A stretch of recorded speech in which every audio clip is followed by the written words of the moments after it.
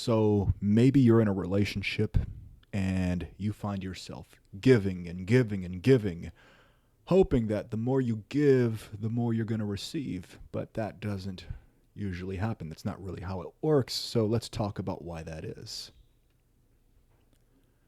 Now, if you see my intro, my logo there, it's a gray circle. Okay, that gray circle. What does that mean? That gray circle kind of symbolizes the grays in life. Okay, by looking at life from a gray lens, being able to see there's so many shades of gray in life, in relationships. Now, what happens if you are insecure, or if you have an insecure attachment style? Say you have an anxious attachment style. Um, you're operating from your amygdala, okay, which is the brain's fight or flight center. You're operating from survival mode. So you don't really see the shades of gray in life. You don't really see the shades of gray in your partner or in a relationship. You see things in black and white when you're operating from the amygdala, when you're operating in survival mode. You see things in fight or flight, black or white, good or bad. And you fail to comprehend the so many shades of gray in life and in your relationships. So this is what happens with an anxious attachment style. They usually suffer from codependency. Okay. Now, someone with an anxious attachment style can be a narcissist. That does happen, but many of them suffer from codependency. What does that mean? What does that mean, codependency? So, okay, you're in a relationship dynamic, whatever it is, and you have an anxious attachment style, and you are giving and giving and giving and pouring so much love and affection into your partner, whoever it is you're with, your person. You do this because you're operating from a place of codependency. It's a survival response.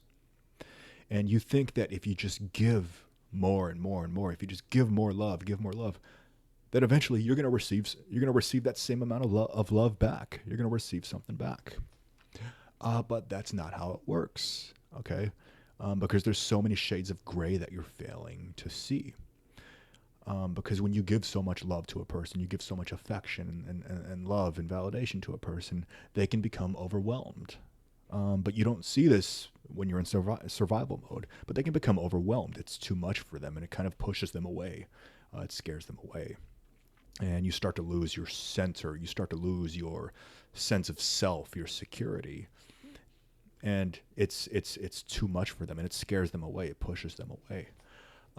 But again, if you're operating from an anxious attachment style, you're operating from codependency, you don't see this. You don't see this happening because you're operating from survival mode, the amygdala.